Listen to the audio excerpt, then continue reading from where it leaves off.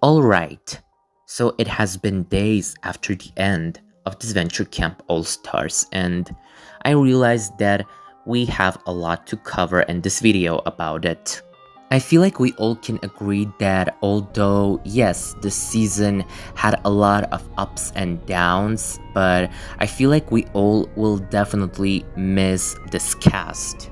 I was one of the people who were used to criticize the season when the second half of it started, but when it came to final episode, I suddenly decided that I shall put all of the flaws aside and enjoy the last moments of this incredible cast, which although had a lot of ups and downs, but is going to be definitely missed by a lot. And I am not going to say that I was disappointed because the final episode was an absolute emotional roller coaster ride that was definitely worth it. Although we cannot say that a lot of things improved this season, there is one thing that definitely improved by 200% and nobody talks about it. What I'm talking about here is the voice quality and the passion of the voice actors, which definitely got upgraded this season, especially when we talk about the ones which voiced contestants from season 2. At least the voice actor of Yule and voice actress of Crystal definitely sound way different than they sounded in season 2, and honestly, I am all here for it. But I feel like the first thing that I have disliked about this season right off the bat was something that happened way before the actual start of the season, which is the fact that they have decided to name the season Disventure Camp All Stars. I feel like whenever someone hears Disventure Camp All Stars in the first time, they may think that it's a show that has a huge, big, monumental features and plot, but in practice, it turned out to not be the one. And if they really wanted to bring back some of the most iconic people from the past 2 seasons, they could just rename it from Disventure Camp All Stars to something like Disventure Camp Rematch, which could definitely work. But here comes another feature that I liked about the show. It's the fact that the creators perfectly managed to master the endings.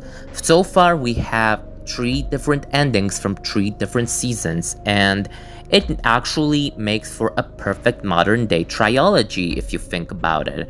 The ending of the first season was about happiness inside of the sadness. The ending of the season 2 was about happiness and showing that other people can change over the time. And the ending of the season 3 was about finding sadness inside of the happiness. Okay, now it's time to talk about the finale of this Venture Camp All Stars, and honestly, I have a pretty love-hate relationship with this final two because I am super glad that Rhea won because Jake is pretty much of a forced fan favorite, and besides, during the All Stars, he didn't show any intentions to change whatsoever. All he did was to make some new friends, and that's it. Almost all of the previous finalists put in some hard work and passion to make it to the finale. For example, contestants like Ellie and James. What did Aiden and Jake do again? And we also have Rhea, the runner-up of season 2 and the winner of this season. And once again, I have to admit that I have a pretty love-hate relationship with this because in one hand, she actually worked pretty hard for this, 3 million bucks, so she kinda deserved it for all the hard work and the passion. But like, some of the bullshit that she did was pretty fucked up. Let's take a look at some shit that Rhea has done during her past seasons. She almost ruined the relationship between Aiden and James. She almost let Aiden down the cliff. She eliminated Hunter. She backstabbed Rosa. She backstabbed Lake. She oftenly put herself above the Villains Alliance in All Stars, oftenly sabotaging it. She almost broke Yule's foot in episode 6. She broke Connor's foot in episode 18. She manipulated Ali and Jake in the last episodes, and she almost killed Gabby in the last challenge. Alec and Fiore also almost died because of her, and honestly, that's not even all, and I'm not going to continue because honestly, even villains like Heather and Alejandro would never go as low. Okay, so I feel like despite the fact that Rhea is probably way more evil than these two finalists from Total Drama World Tour put together, I still feel like Heather and Alejandro as villains are better than Rhea because behind them there is like more originality and soul than behind Rhea. And just take a look at this. The stuff that Heather and Alejandro did in Total Drama World Tour is honestly not as bad as the bullshit of Rhea in Disventure Camp All Stars, but what hurts to watch even more is the fact that not only did Heather and Alejandro not get $1 million in their respective endings, they almost died in the end. Meanwhile, in the other hand, we have Rhea, who not only got the $3 million, but also pretty much got away with that, not tasting the actual taste of karma. It will be pretty cool to see Rhea being arrested for almost killing other people multiple times. But no, in the end, we don't have the actual karma reaching out to Rhea. Everything that happens to her in the end was just the fact that she lost all of her friends and that now she's alone. Lovely.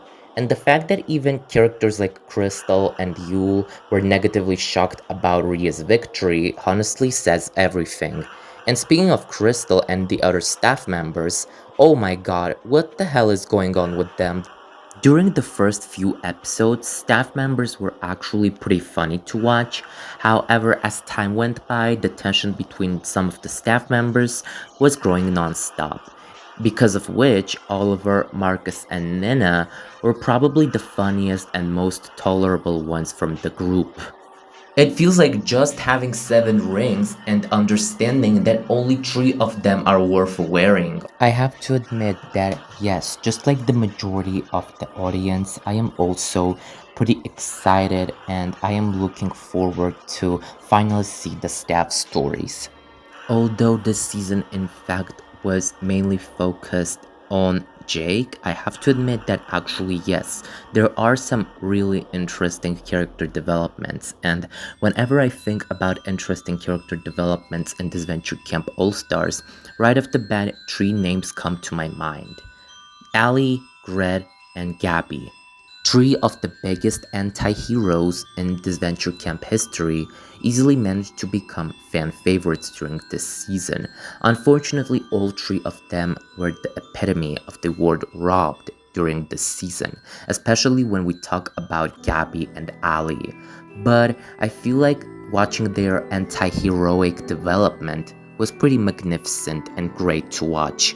I will say even more.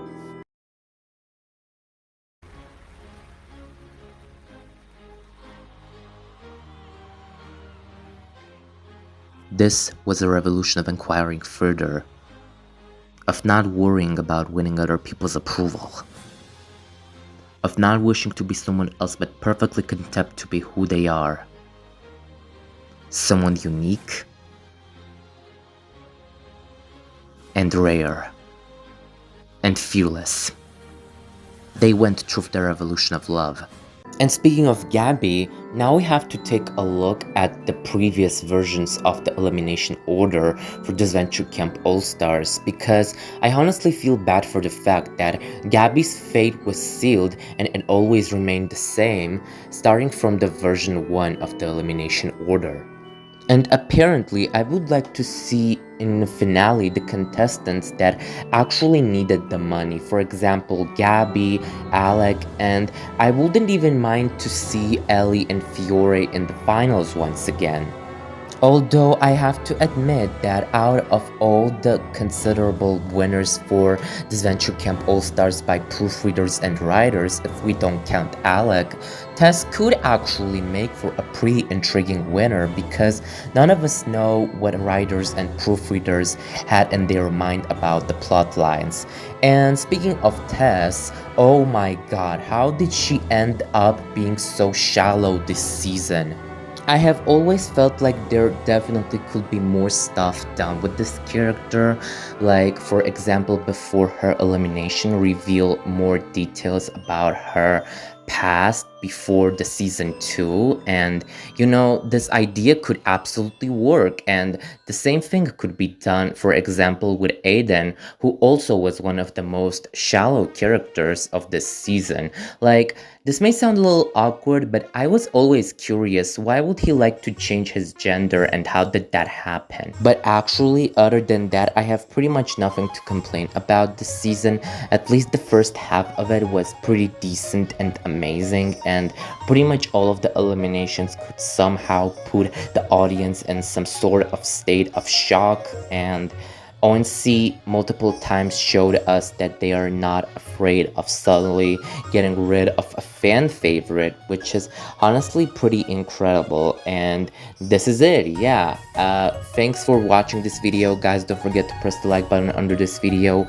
Don't forget to press the subscribe button if you are not subscribed to my channel yet. And I will see you in the next one.